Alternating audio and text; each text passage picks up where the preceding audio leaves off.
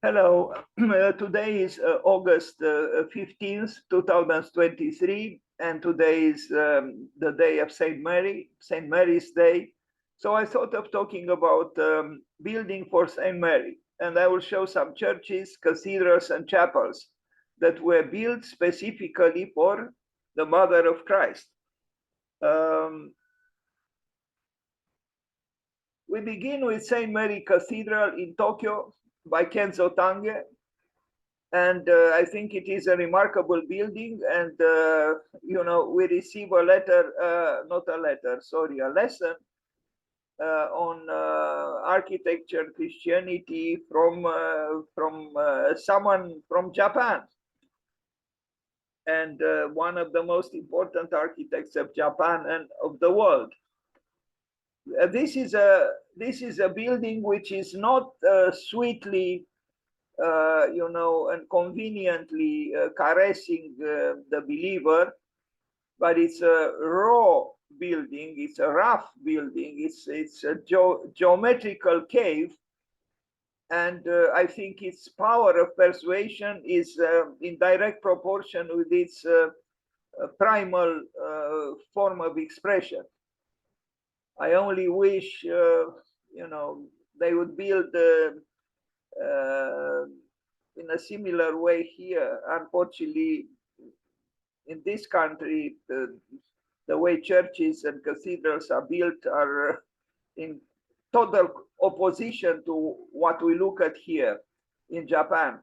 I actually like more the interior than the exterior. For my taste, the exterior is a little bit too polished. I'm talking about the building by Kenzo Tange, but it's still a remarkable building, which shows that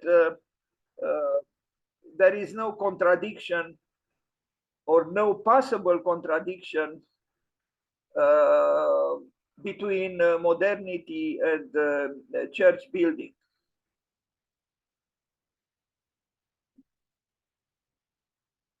So this is St. Mary's Cathedral in Tokyo by Kenzo Tange. Outside, for my taste, it's a little bit too clean and too, in a way, designed. It's too. I would have liked some kind of a a disturbing element to be shown, but that's my own subjectivity.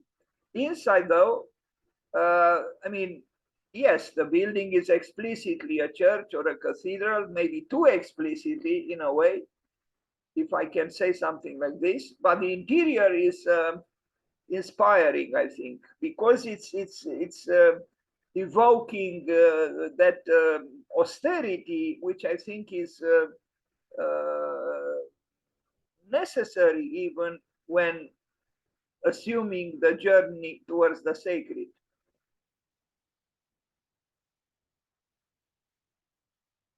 It's not an embellished building, especially indoors. Inside is not, and it's a good thing it is not. Kenzo Tange, Tokyo. These Japanese continue to astonish us.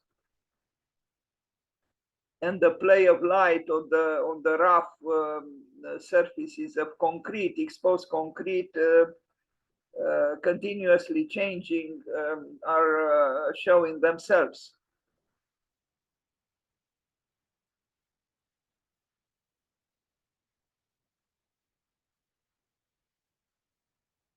The plan is symmetrical with very, very small differences.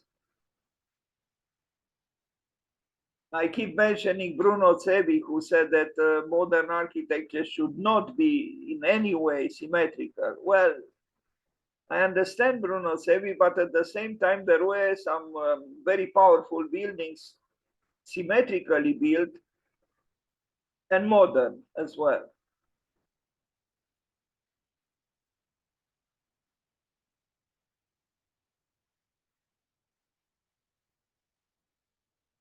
In my opinion, a good building doesn't need finishes. Like a good person, well, a good person, I should say, a person who has character and who has inner beauty doesn't need makeup. So I am by temperament against using makeup for buildings, maybe even for human beings, but exceptions are also accepted. We shouldn't become terrorists using our own preferences. And since we are contemplating a building in Japan, it's known very well that there is a culture of sophistication, of seriousness, and artistic power that is based on heavy makeup in Japan.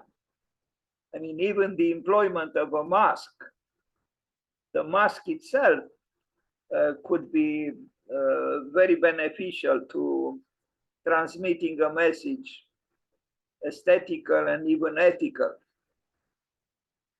Anyway, Kenzo Tange, the Cathedral of St. Mary, Tokyo. And I think it was built in the early 60s, if not late 50s.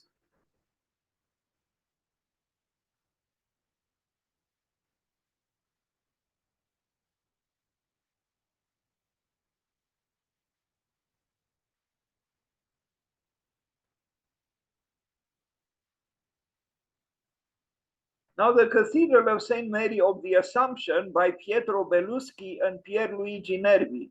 And they do have something similar. I mean, the two buildings, the one that I just showed by Kenzo Tange and this one by Pietro Belluschi. He was the architect, and Pierluigi Nervi, the engineer, but he himself, in essence, an architect. So you see, this is the building in San Francisco by Belluschi and Pierluigi Nervi. There are similarities between this building and the previous one that we saw in Tokyo. And the inside also, I would say there are some similarities, except that here the roofing is more elaborate, and the structure designed beautifully by Belluschi and Pierluigi Nervi, or maybe in this case, I should say first Pierluigi Nervi and Pietro Belluschi, is very eloquent.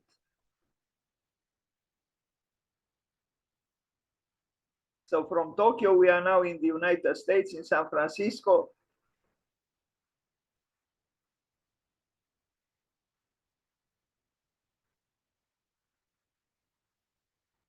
Nervi, of course, had mastered the art of structure, and in his case was indeed the art of structure.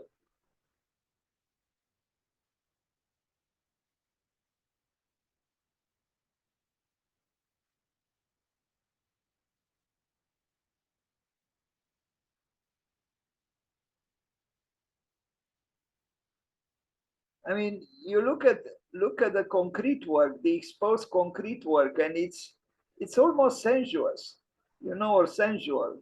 The way it touches the ground minimally, and then the twisting, because the Nervi used sometimes a very sculptural way of twisting the structure is remarkable. And also, the structure became an embroidery somehow. It's ornamental, although it is structure, but it has ornamental values. Very fine work.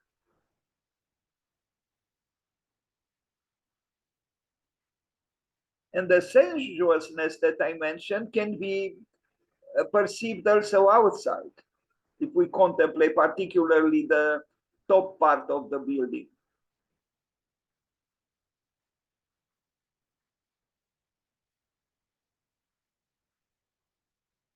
San Francisco, St. Mary's Cathedral of Assumption, and look at what Pierluigi Nervi did here. Is this sculptural, moving, emotionally moving, twisting of the structural element that is derived from calculations, but I imagine also from aesthetical aspirations. which is hard to, I mean, I don't know exactly how Pierluigi Nervi worked, but it's hard for me to believe that such, you know, inspiring architectural configurations or structural configurations can be arrived at solely or accidentally from calculations.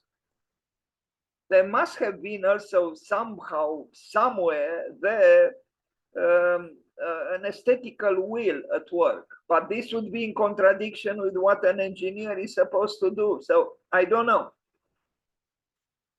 St. Mary's Catholic Church by Douglas Cardinal, an interesting architect from Canada with Native American Indian blood in him, Douglas Cardinal.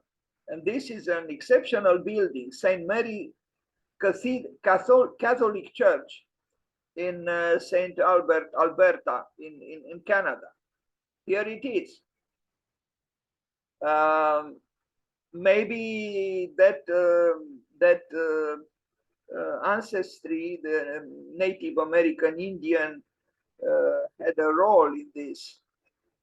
I feel that somehow this building is more maternal somehow than you know, similar buildings built for the same function by Western architects. Well, he was a Western architect, but as I said, he had I don't know if both his parents were Indians, Native American Indians, but at least one of them was. Douglas Cardinal, a very interesting architect.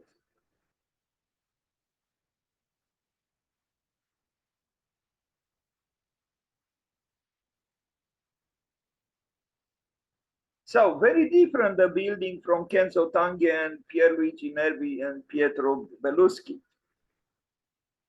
First, the material, brick, as opposed to concrete.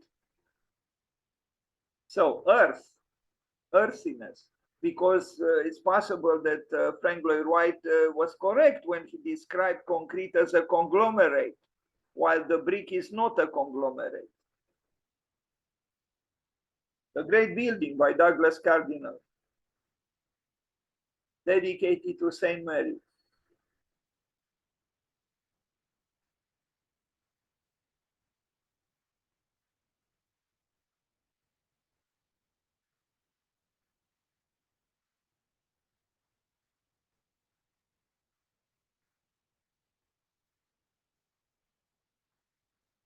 I mentioned sensuousness or sensuality by the way of the building built by Pietro Belluschi and Pierluigi Nervi, and here I would mention it again, and it shows that actually you know, strong religious meanings are not necessarily you know, in contradiction with the sensuality or sensuousness of form, and even more so in such a case where this is a building dedicated to Maria, to Marie, to Mary, to Saint Mary.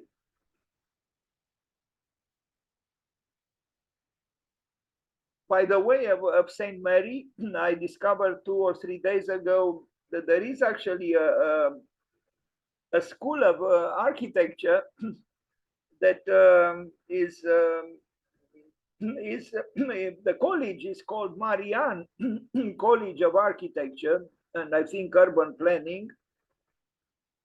And one poster for them or a publication by them had the word liminal inscribed on the cover, and that word liminal made me wish to be able to one day perhaps make a presentation about liminal architecture.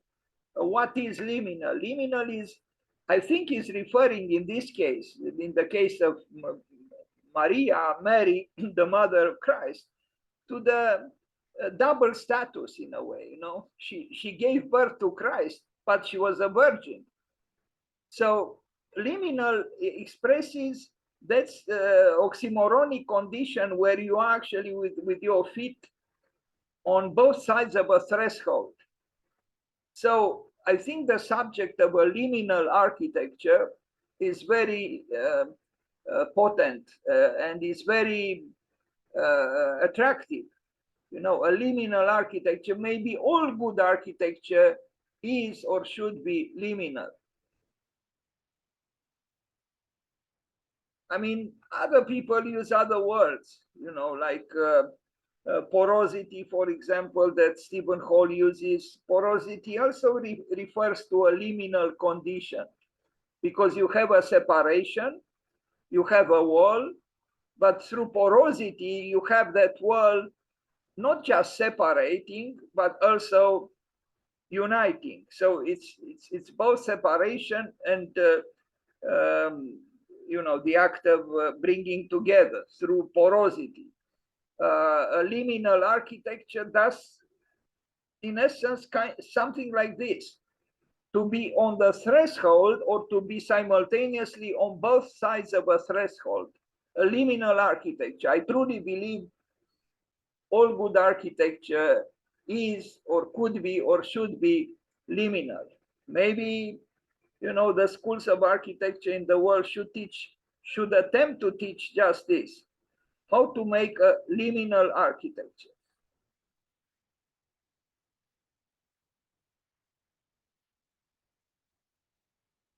And I think in a way this building is a liminal architecture because it is a church, but the sensuousness of form, the feminization of the building, in this case, even more appropriately because it's dedicated to Maria, to Mary. You know, this sensuousness is actually amplifying the mystery of, you know, in this case, the birth of Christ and the mystery of spiritual life, the mystery of what we call the sacred. The sacred shouldn't be just, you know, right angles and severity and, you know, morose, you know, preaching.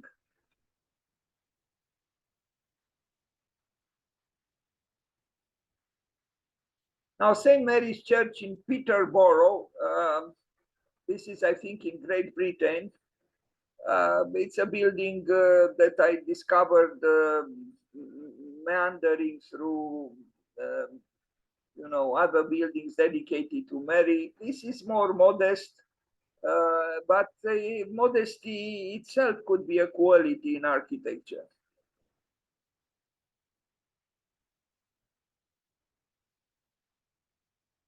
Now, St. Mary's Chapel by Ply Plus. This is a building built more recently. I am attracted here by the brickwork, which again becomes ornamental in the very act of being placed correctly. You know, that curvature, the corner, was enough of a pretext to modify the, you know, the aesthetics of the wall, and the brick is very capable of adapting itself to negotiations between various forms. And I think this corner is magnificently, maybe the word is a little bit too flamboyant, I think this corner expresses a lot the tensions between the profane and the sacred, because you see on the ground is the right angle, and then as the building progresses towards the top, it becomes curved, so the angle disappears. And in many churches of the past, it was expressed differently, the same situation. You start with a square and you move towards the circle. Here is the same thing, but done differently and expressed this very, I would say, poetically in terms of the tectonics of the building, this idea that you have the duality the terrestrial and the celestial, the earth and the sky. And this duality is solved or expressed in this case through this modification of the corner of the building. I think it's a subtle but distinct illustration of what probably the relationship between the profane and the sacred is.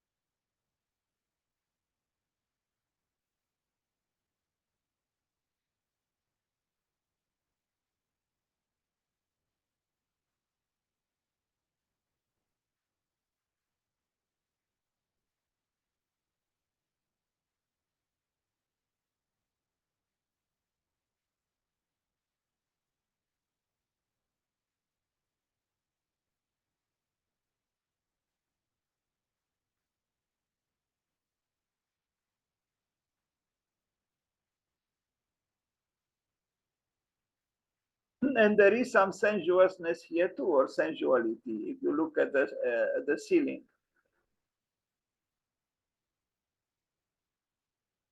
Maybe the word sensuous or sensuousness or sensuality could be, the words could be changed into grace, gracefulness. There is grace.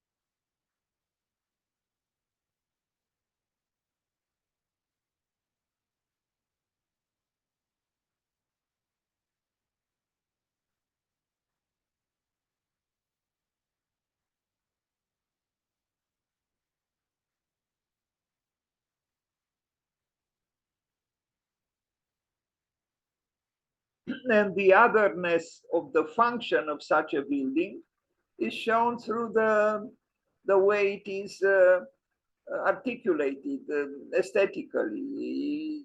In the complex of these buildings, you acknowledge and you discover and you recognize the building with a function that is longing for the sacred through the form that is used. So yes, it is about the otherness of what a church is or is supposed to be.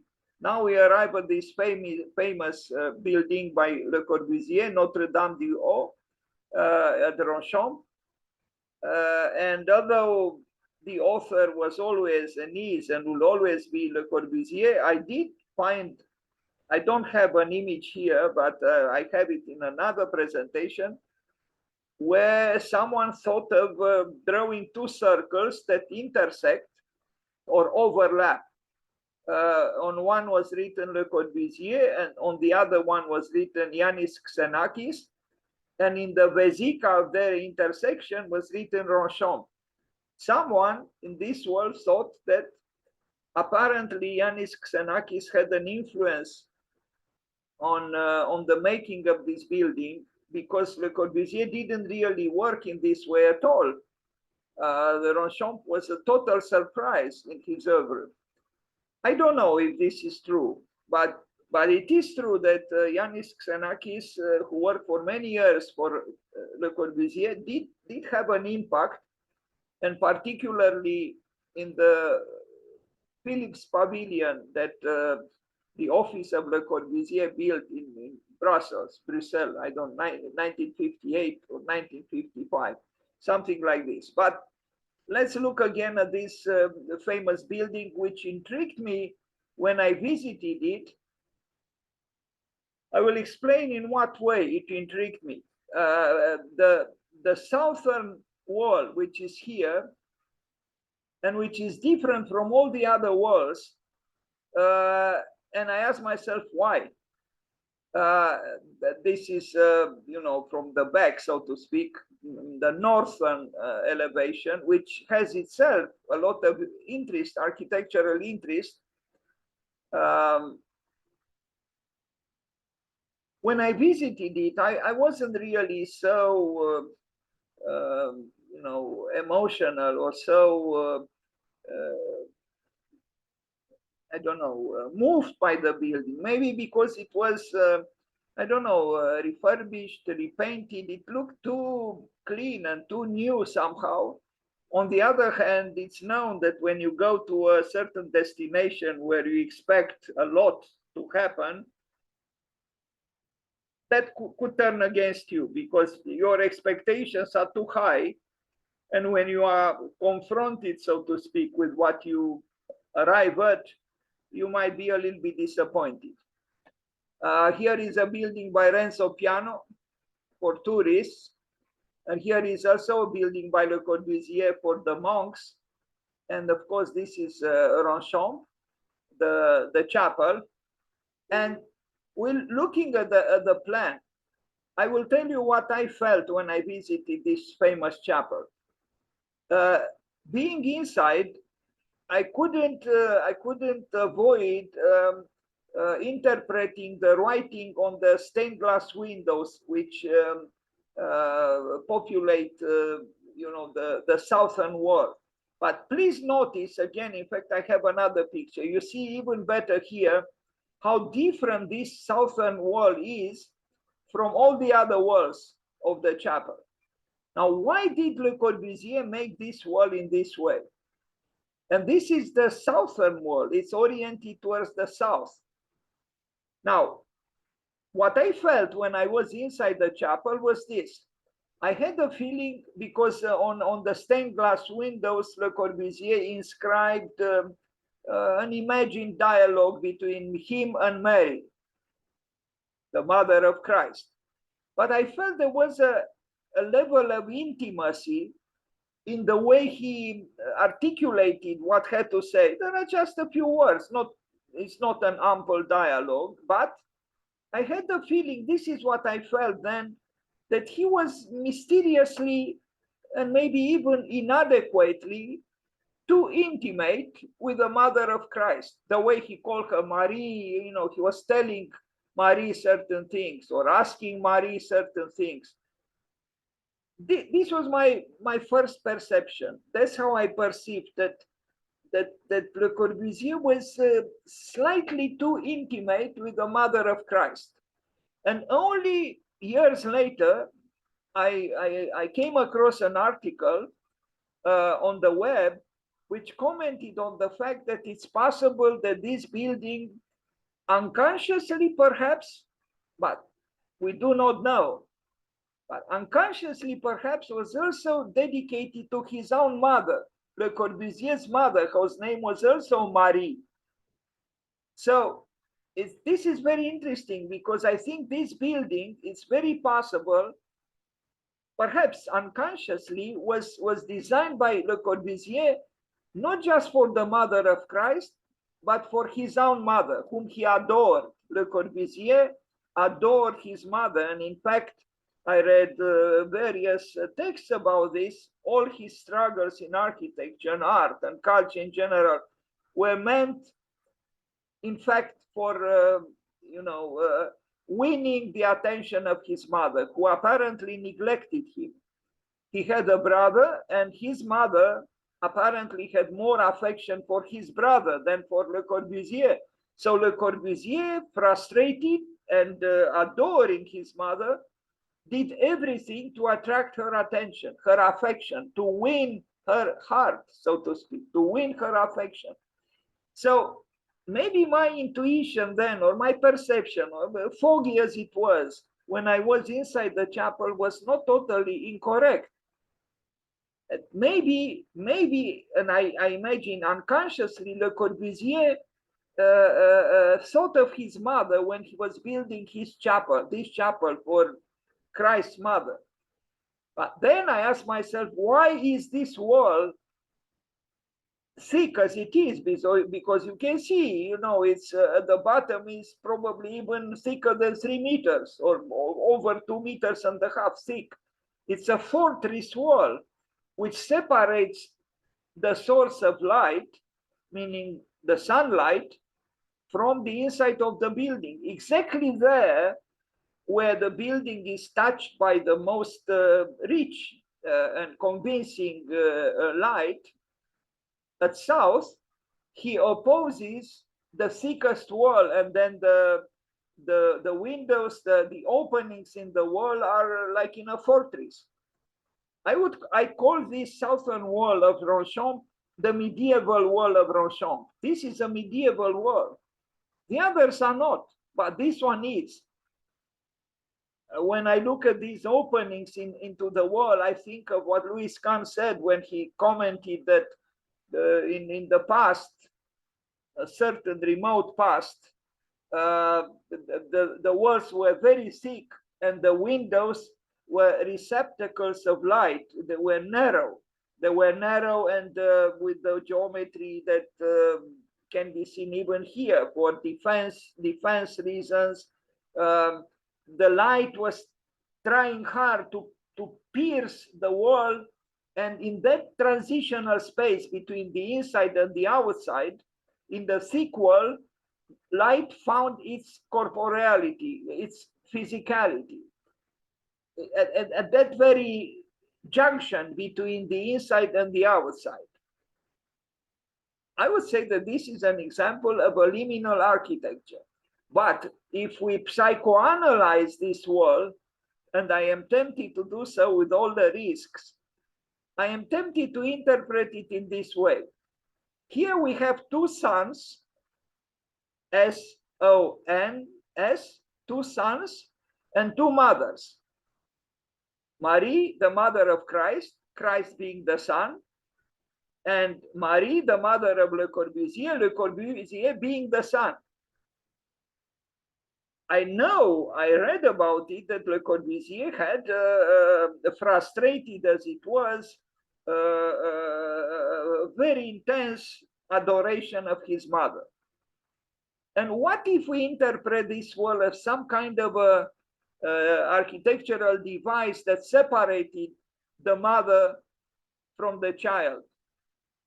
And the child, in exasperation, tried to pierce the wall just as it is pierced here, this very thick wall. This is the wall of, it could be, sorry, I improvise now and I could be demolished because this is a serious matter, but I feel like calling this thick wall, the southern wall at Ronchamp, an Oedipal wall. I will not say more about this. The northern facade, and then the womb, because it is a womb-like building, floating the roofing above the walls, and you see they are just touching in discrete points, attaching in discrete points the walls. It's a very fine building.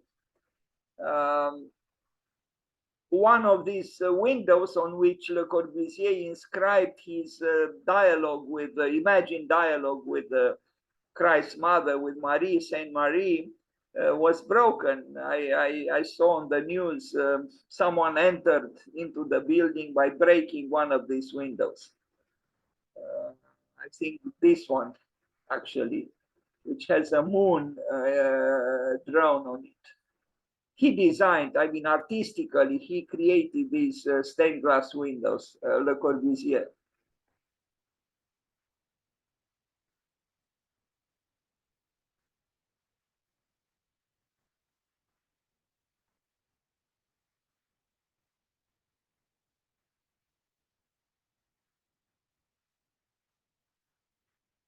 The son adoring his mother, begging for her attention. Okay, and now Mark Cavaniero creates concrete chapel for St. Mary's in California. Another building, a more recent building, also built for St. Mary.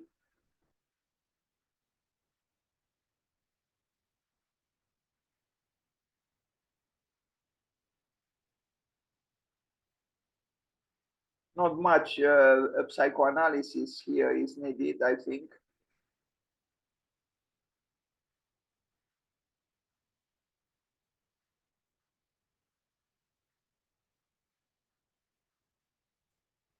St. Mary's Chapel in Grand Tully.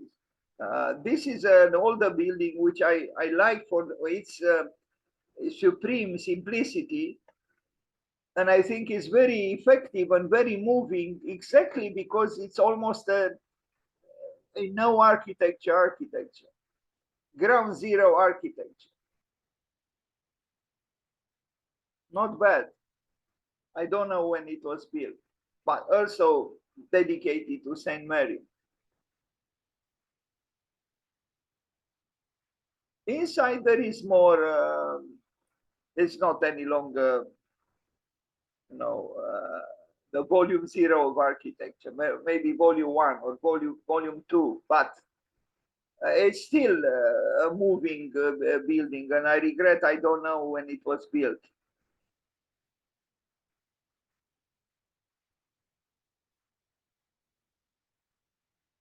And of course, a church or a chapel or a cathedral which doesn't have chairs or benches is even more moving. But since we are mortals and we enjoy a little bit of comfort, the chairs and the benches, you know, found their place. But originally, I think, and I like to think, they were not present of the interior of a building which was supposed to be the house of God. After all, is it so appropriate to sit down comfortably or less comfortably in front of God? It's possible that this artwork is not so old, though. Now, Mario Botta, Church of Santa Maria degli Angeli in Lugano. A good work by Mario Botta, and less manneristic a little bit than some other works by him. And of course, it benefits from a spectacular landscape. The dualities, the dichotomies, the splitting, the rift, the duality. And again, I cannot reject that word which fascinates me, liminal. This is, in its own way, a liminal architecture. I hope I have a picture from far away. Well, you see it in this drawing, but I should have had an image because it's much longer, the building. Mario Botta in Lugano.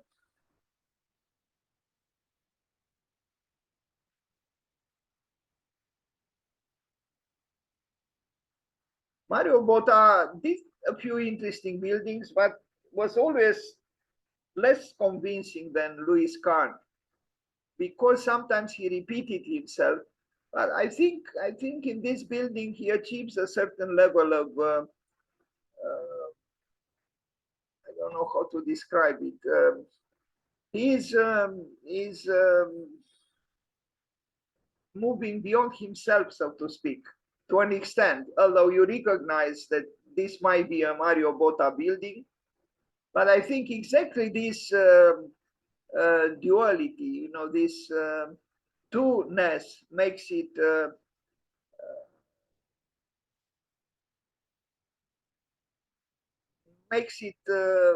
less criticizable compared to other buildings by him.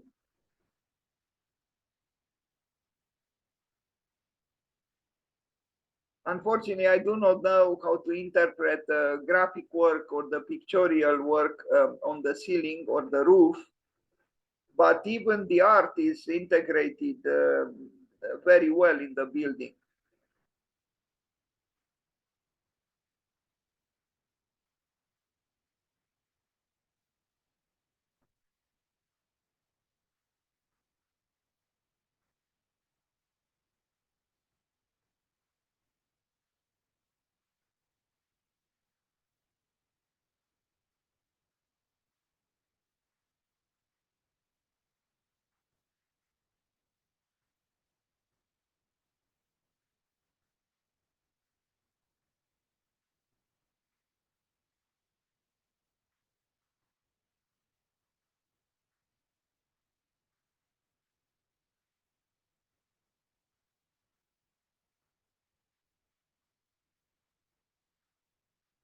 This building makes me think that there might be some truth in that saying that the journey is the goal, because this is a building where the destination, architectural destination per se, is in quantitative terms, at least, less imposing than the journey to it. You know, all the building is very long, but the actual room, you know, where the religious service takes place, it's rather small. This room, but it is the journey that counts. So yes, in this case, perhaps we could say that the journey is the goal.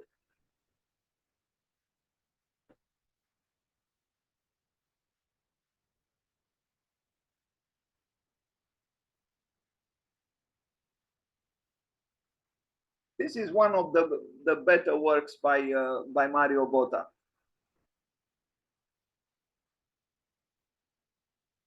And beyond the exasperations of deconstructivism, this building evokes the power of what is solid, what is rigid, the power of stone, and if not arrogant, the power of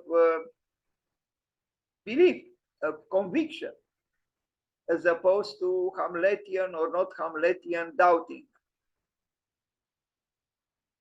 Although some kind of a doubting maybe can be speculated that is present here too, because of the split, the duality. You see, even in the plan here, you know, there is always an interplay between. Sorry, you see here, you start from why did he use here two stairs, and then you follow, you know, a single road, and here you have again a split and two sides. So, and here also we have two stairs. So there is a flirtation with the two-ness, which could express, and it does bring tension to the building. This split, the rift, the two-ness, which is seen also in the sections.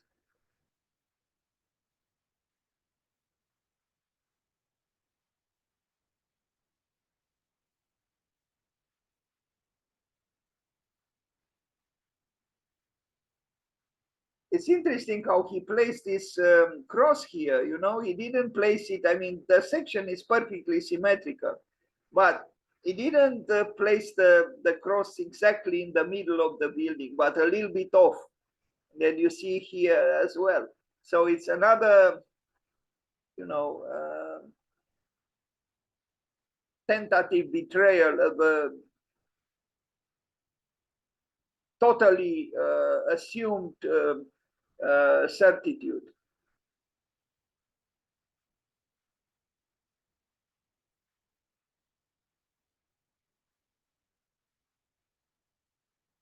lot of stone went into this building.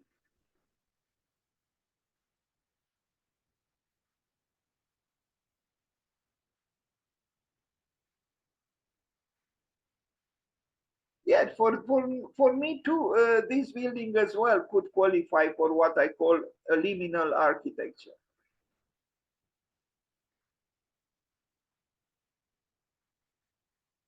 Mario Botta, Lugano. Now, a church in Germany, Kirche St. Maria, Neustadt in Germany.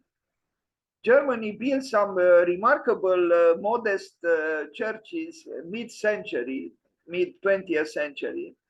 This is one of them.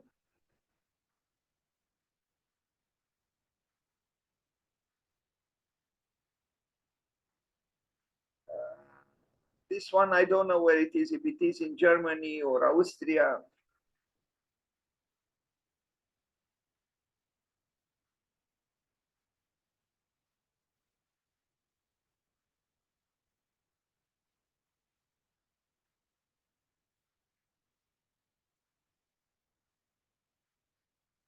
Well, neither the building prior to this one nor this one are, totally modest. No, but they are a little more modest than a little bit more modest than some of the buildings we saw previously in this presentation. But being that they are churches, at the top, they do express a desire for the above, for the sky, for the heavens, some kind of a praying building, a building that aspires for union with the divine. Thus, it cannot be too modest. It depends. It depends. For example, the sculpture by Brâncuș, Rugăciunea, the prayer, does have modesty, and the figure is looking downwards, not upwards. This is a building, although maybe a building that is so-called looking downwards could be conceived too for such a function, a church. Marienkirche in Lübeck. Two towers. This is an older building, but not too old, perhaps.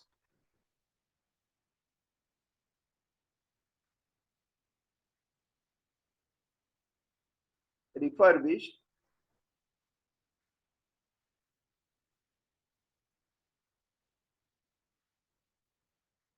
Well, maybe, I don't know. And now I am again on a risky ground. Is it from the Gothic, from the Middle Ages? It could be.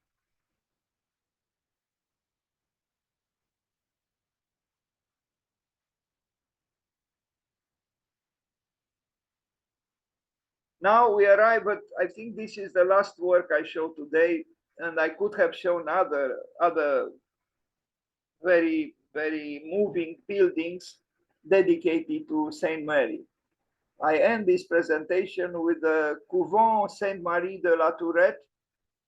I read, but I didn't quite memorize the slight difference between a couvent and a monastery. So it's not quite a monastery. It's a technical difference between a couvent and a monastery. They are very close. This is called a couvent, not a monastery. Saint-Marie de la Tourette, Le Corbusier, but Le Corbusier, where the project manager, the one responsible with the project, was actually Yanis Xenakis. And he did have an important role in this building, besides supervising the construction of the building. I visited it twice. I even slept a night here. You can rent a cell, a monk's cell, and you can spend a night or several there. I have to say something which is very personal.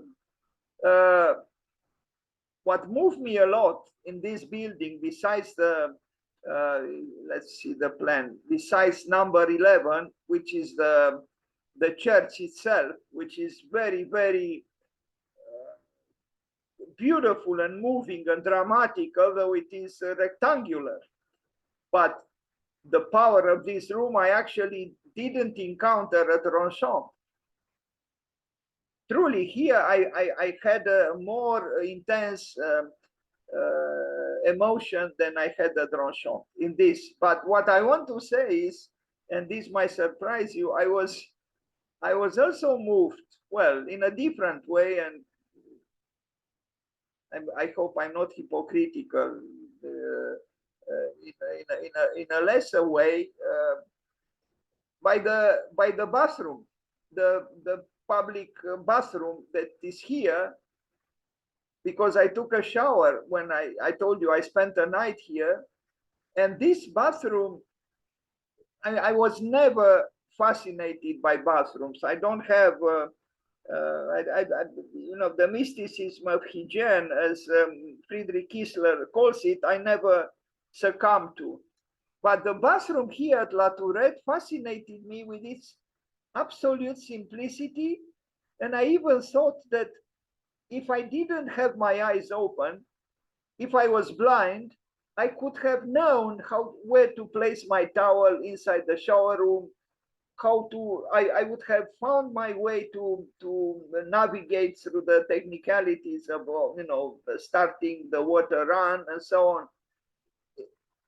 I have to go back there and to try to understand better why was I so fascinated by that bathroom. I had my eyes open, of course, and I noticed, you know, there were two different colors used for cold water and hot water, but this was done in other cases as well. That bathroom at La Tourette, which is so basic, you know, is almost with no design, but having no design and being in no way being the very opposite of a high-end bathroom, it became very seductive and in its primal functionality. Anyway, today is Saint Mary's birthday. I mean, you know, it's Saint Mary's Day, so I shouldn't talk so much about the bathroom at La Tourette. Let's go back to the building itself, which is one of the important works by Le Corbusier. Well, all his works are important because he was Le Corbusier le Grand. At the top are the cells, you know, where the monks sleep. In some cases, they also have, you know, like a small, you know, library inside the cell. In the one that I spent the night, there was no library. It's very, very modest, but it does the job. And then you have other spaces, you know, you have, you know, the eating area where you can eat very well there because, you know, the monks enjoy not just food, good food, but also wine. And they also bury the monks, those who die, on the hill on the right, in close proximity to La Tourette, to the Covenant, to the building itself. And this is the church, if we are to call it the church. Some people think it's too rough and it looks industrial somehow, and it's, you know, some could think that it's a brutalist building. Another peculiar thing here, but maybe I shouldn't say another. One of them is, do you see these concrete panels here? They are at the end of the corridors. And I asked myself, why did he block the view? Because, you know, the landscape is very beautiful, you know, it's magnificent, you know, hills and forests and so on. It's frustrating, no? Where it's supposed to be a window. Well, there is actually a window because this concrete panel is at an angle. So you can see actually the sky, but you cannot see very well unless you look left and right at a difficult angle. You cannot see the nature around the building. So I don't know if I read or I imagined that this was done intentionally in order to force the monks to not contemplate the beauty of the landscape and contemplate only the blue of the sky and contemplate the sky within themselves, meaning their own interiority. Then here we see these vertical elements that are not placed at regular intervals. Here is the future major composer of avant-garde music, Yanis Xenakis, who had a contribution. I don't know the technicalities of the rhythm of these vertical elements, but that was his contribution there. You see the structure is equidistant. You see at the bottom here, these are equidistant, but here it's about music. It's about mathematics becoming music, and thus apparently capriciously so. Here you see better these panels that I was, these concrete panels that block the view from the corridors towards the landscape. An interesting device. I'm still not quite settled on the matter. But it's possible that the explanation that I tried to give and that I read about is correct. Although it is a little bit sadistic. I mean, could we say that Le Corbusier tried to make the monks avoid even the attractiveness of the landscape? The landscape could be seen from the rooms, from the balconies. Why did he block, you know, the end of the corridors in this way?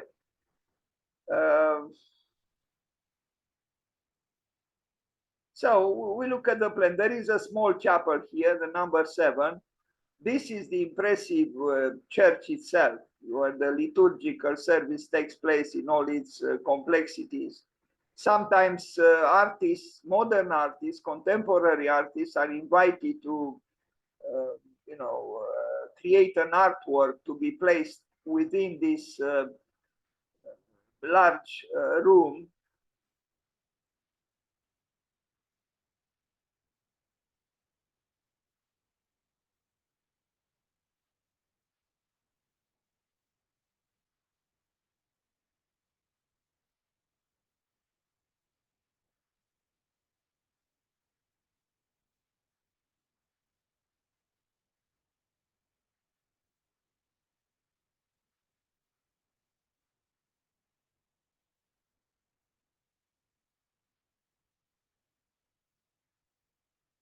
The skylights, there are skylights here and there are skylights here. I'm not sure about this, but here also, if I remember correctly, Yanis Xenakis had a role to play in the choice of how they were designed and built. A section. Now here I can mention something that intrigued me, and I still do not understand what happened and why it happened in this way. Do you see these arches here? The way they are, you know, designed? If they were designed at all, I thought when I saw them there, and I have pictures in detail with this, I couldn't believe my eyes, because they seemed so unskillfully done and so out of character with the aesthetics of the whole building. Why would one do this sort of thing? You would almost see that either a drunken person or a child, you know, playing irresponsibly did this. Because, okay, here you could say maybe they wanted to have a certain perpendicularity on the land, but what about here? They are very strange. And this shows to me that Le Corbusier perhaps was more complex than I thought he was. If he was able to if he designed this, or someone in the office, and he accepted because he signed the work. Ah, by the way, I know that initially he didn't want, Le Corbusier didn't want to build Ronchamp, and it's possible he also didn't want to build La Tourette. And the question normally would be why. It preoccupied me to try to understand what was his religiosity, if he had any. And the only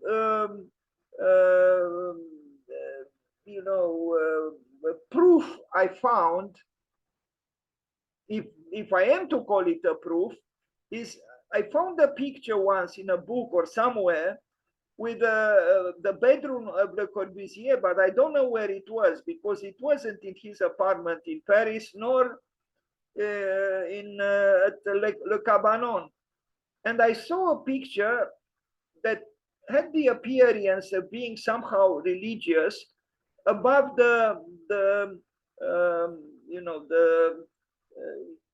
above his bed. But that picture was kind of an eclectic artwork that combined, images of the various religions into one. I am tempted to think that Le Corbusier was closer to being an atheist. And then, his preoccupation with certain aspects of maybe even the faith ended up in accepting some kind of eclectic view. But I think it is correct what I read, that initially he didn't want to build a church, and he had a friendship with Couturier, a monk who was a friend of modern artists and of him as well, I think. And Couturier convinced him to to build Ronchamp, to design Ronchamp. And it's possible the same thing happened with La Tourette. I'm not sure about La Tourette, but this aspect of Le Corbusier, I think, deserves a special study. And maybe that study was already made because, there are countless books on Le Corbusier. His relationship with spirit, his relationship with faith.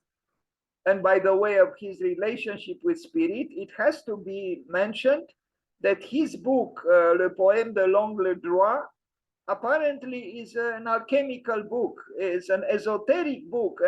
And this also took me by surprise to learn that Le Corbusier had an interest in alchemy. This truly surprised me, but it seems it is so.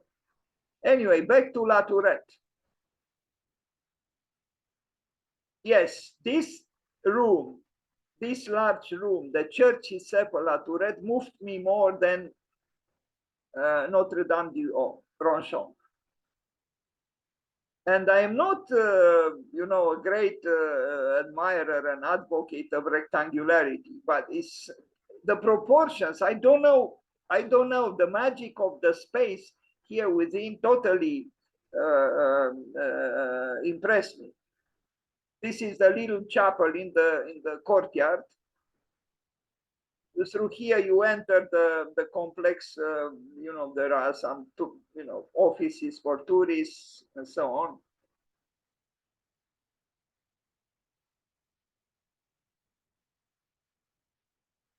Again, we see the musical rhythmicity of these vertical elements, where apparently Yanis Xenakis had something to say.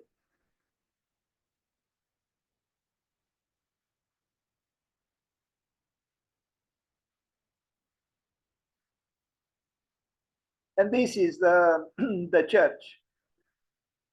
Again, the split, you see it like in the previous work by Mario Botta that we looked at. Here we also have a two-ness and the split, the rift on the floor of the church. And these are those intriguing, not to call them in some other way, vertical supports. Why did they make them in this way? Look at them. because this is not the architectural language of the whole building. And they seem to be done almost casually, without care. But it's hard for me to believe that they were done so. Maybe they wanted to symbolize something. Maybe, who knows, the fragility even of religion, or the imperfections of religion, or yeah, I don't know. I will leave you with this question: why did Le Corbusier accept even to have something done in this way for this particular building, La Tourette?